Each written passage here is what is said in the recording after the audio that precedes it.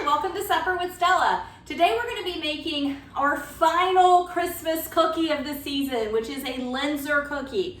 So a Linzer cookie is, I'm not going to lie, it's kind of a pain to make, but it is worth it.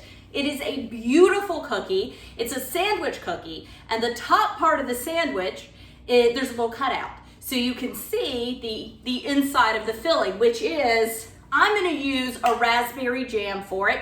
You could use red currant, is really popular, strawberry. Being the holidays, I usually tend to go with something red, but you honestly could fill it with any kind of jam, jelly, marmalade, preserve that you wanted to.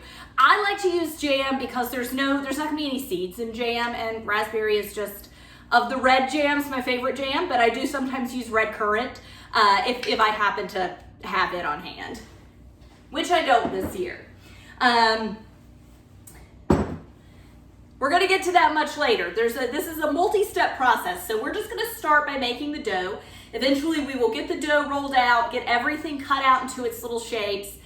And I've been making several holiday cookies. I hope you've watched some of those other videos. But with all of those, I've made the cookie, shaped it into its cookie shape, and then frozen the dough. I have not baked them yet. And so with those cookies, anytime I want a fresh baked cookie, I just pull them out of my freezer, pop them in the oven, and in a few minutes I'll have one.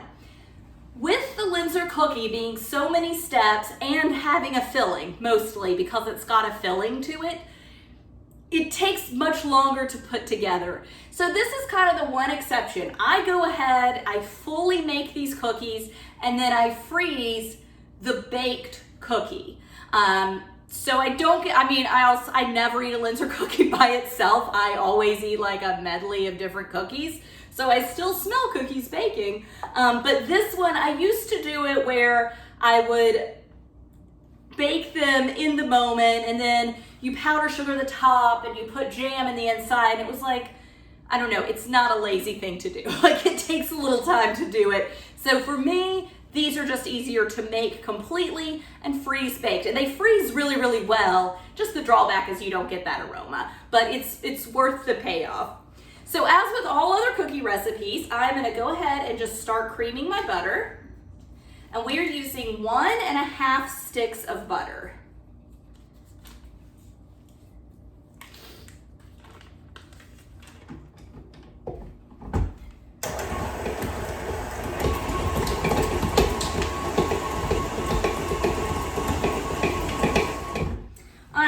I'm going to give this a scrape and then just go ahead and get my sugar added in.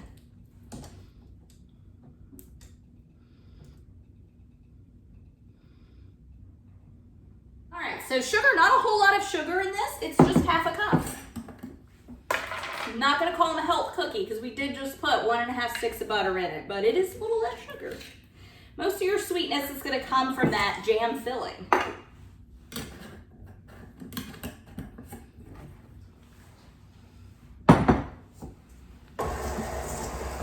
So while those are going, I'm going to whisk together my dry ingredients.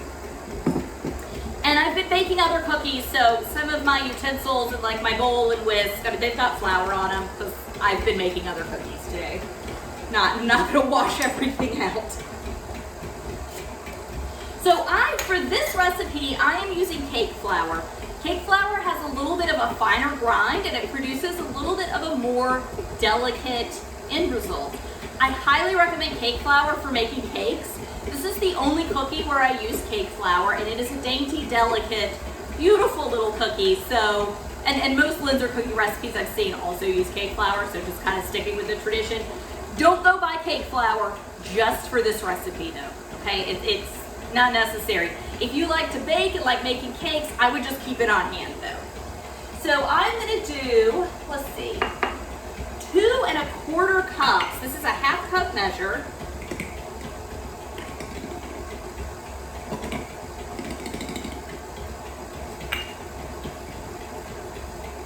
So 1 cup.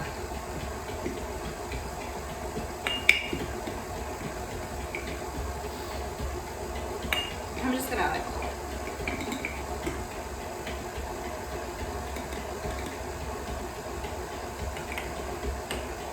which you're never supposed to do with baking, but it's the end of a long cookie marathon, and it'll be all right. This is always the last cookie I make, so I'm pretty sure I do that every single year. So to the bake, I'm gonna add half a teaspoon of baking powder to my cake flour.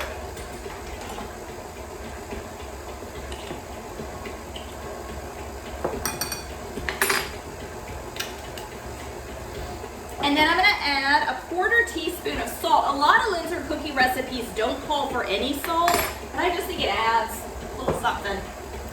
And then just give this a mix.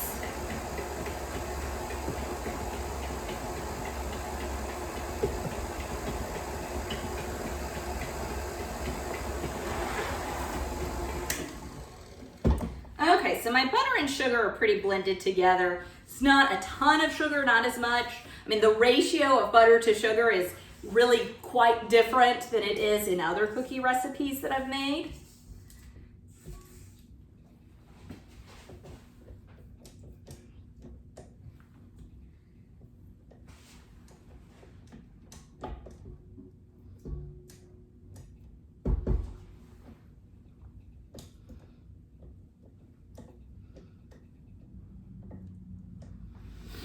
All right, so to this, just want to double check everything. Yeah. I'm gonna add a little vanilla, 1/4 teaspoon of vanilla extract. This is vanilla paste, so like 1/8 of a teaspoon. It's a very, very small amount. You don't want it to be overpoweringly vanilla. It's just adds a little, like that little pinch of salt, right? It just adds a little something. And then 1 egg, yeah, 1 whole egg.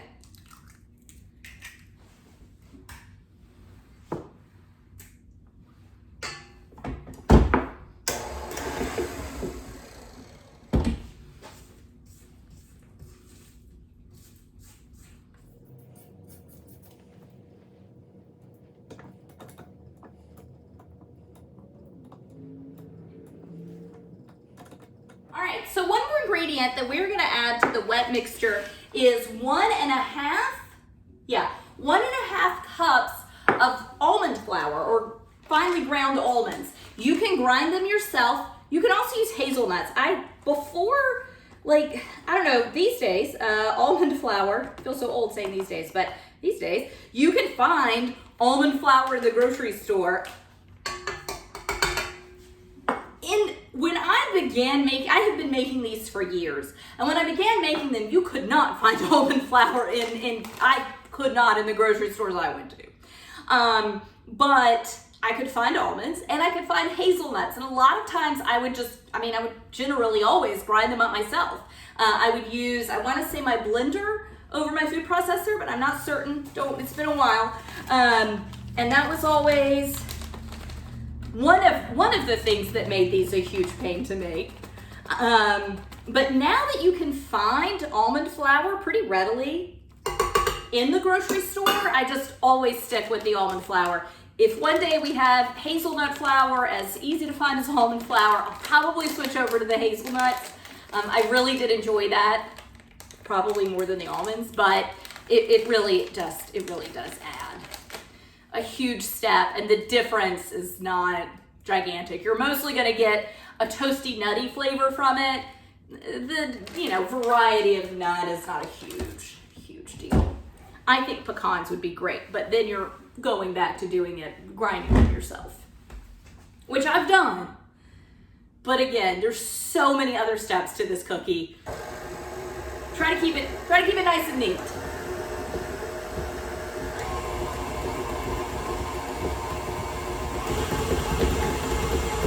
And so the almonds or hazelnuts or pecans, whatever it is you want to do, because there's so much oil in them, they get put into the wet mixture. And so now that they've been added, my butter mixture looks like it looked very wet before. It now looks like because it was so little sugar in it, right? It was 1.5 sticks of butter to 1/2 cup sugar, and then an egg, a little vanilla. But it now looks more like a normal butter mixture would at this point. And I want to fully incorporate this. So I'm gonna let these just blend together for a few minutes until everything is completely homogenized, and then I'll get the dry ingredients added in. All right, so this all looks pretty well incorporated. The texture of it, as I said, it feels more like a standard butter mixture would at this point.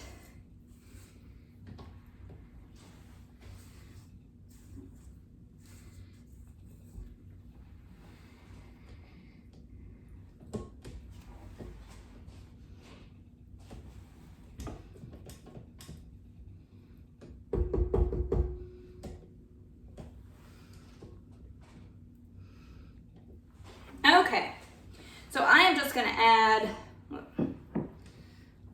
all my dry ingredients and just blend them till they're mixed together.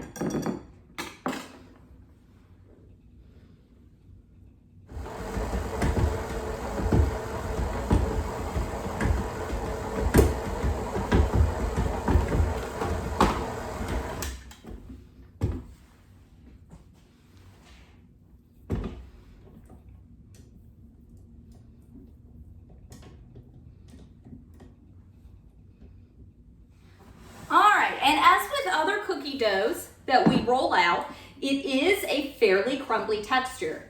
So I'm gonna try, this one's a little looser than others, so I'm gonna try to bring it together in the bowl just a little bit.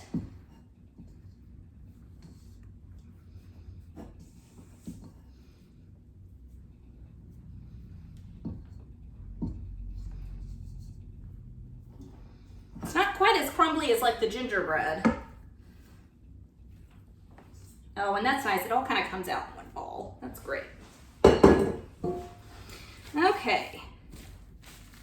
So as with my other cookies that you roll, I just kind of knead them for a second to bring them together just a little more. This one, I am going to do in two completely imperfect discs.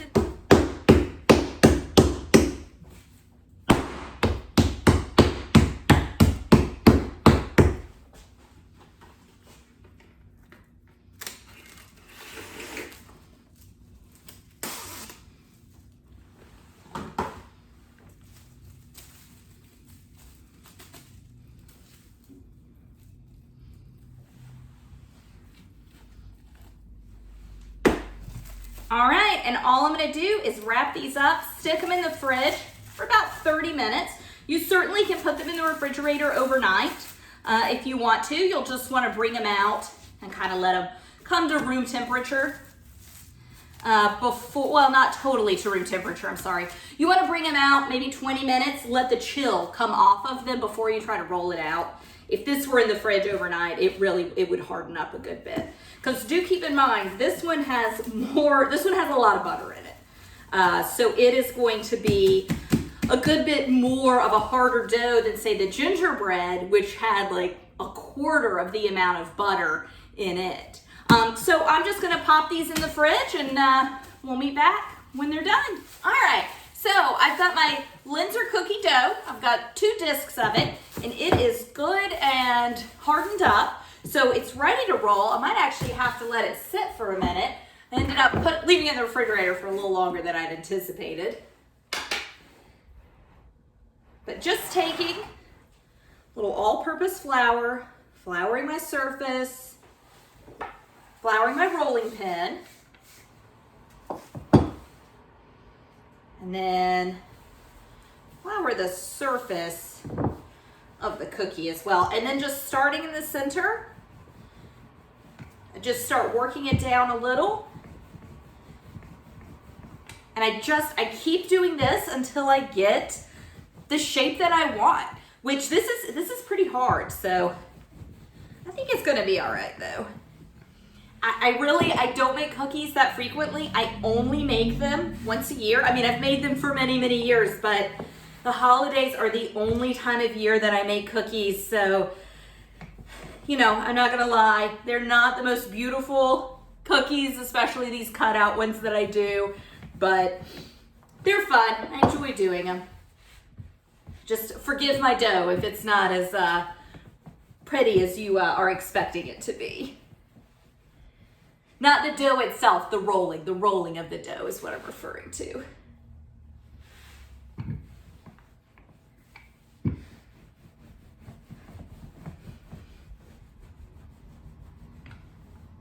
Got a crack forming. Okay, I'm just gonna flatten this out. I think that is good enough. With my Linzer cookies, I like to do a little Christmas tree cutout.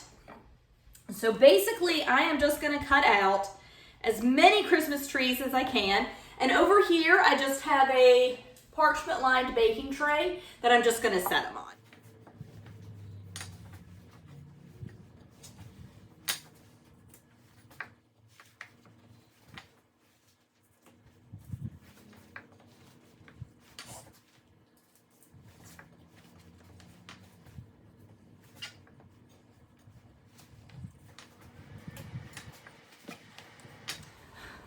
So at this point, what we need to do is find out exactly, I have one little extra one on the counter that wouldn't fit on a pan. I need to find out for certain how many I have because half of them are going to get cut again. So 1, 2, because I don't bake cookies that often. As I said, it's just once a year. I used a lot of flour to ensure that these didn't stick. So you need an even number because they're sandwich cookies, right? You need a top and a bottom. I could have tried to roll. I had a little extra, I had an odd one, which I'll leave there just in case, but I could try to roll out one more, but it's just gonna be tough. It has so much extra flour incorporated into it. It's been worked around a lot. I think 15 of these cookies is plenty. So it's 15 per tray. So I used my large Christmas tree cookie cutter. Now, for this half of the cookies, I'm gonna go in with a small Christmas tree cutter and I'm gonna cut the center out. And that is, when that center is removed, that's where the jam is gonna go, it's gonna show through.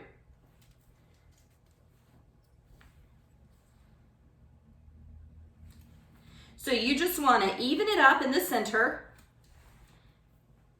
and you just kind of punch that center out. Sometimes they don't wanna come out.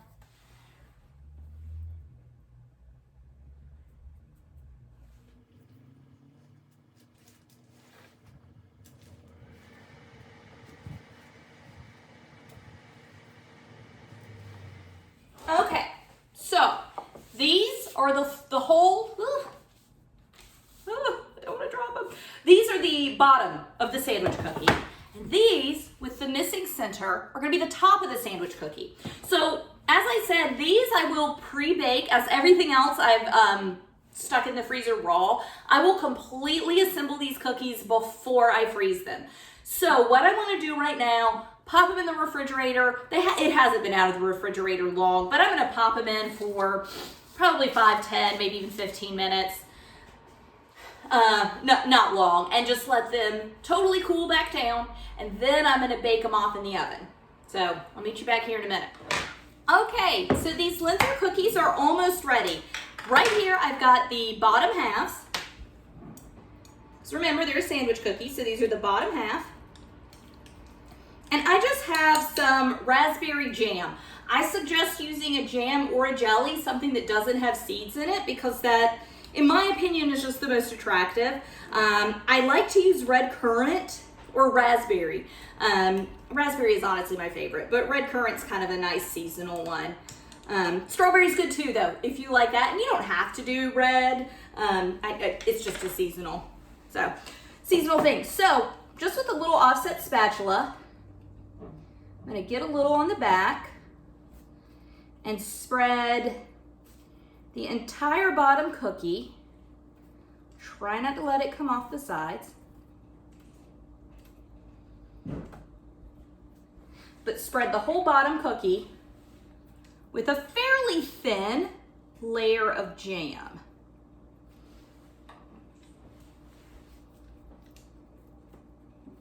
I like to get it a little bit thicker in the center, just because that's the part we're gonna see through the top.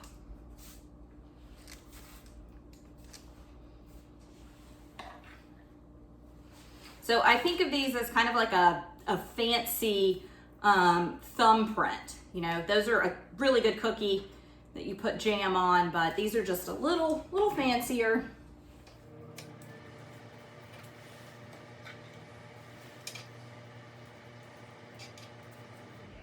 All right, so the final step in the Linzer cookie process. Well, not really, it's the second to last step. So I've got a little sieve, got some powdered sugar, and over the top parts, top halves, I'm gonna sprinkle a pretty generous amount because I will be freezing these. These are gonna get jostled around some. So always do a pretty generous amount of powdered sugar on top because some of it will get knocked off.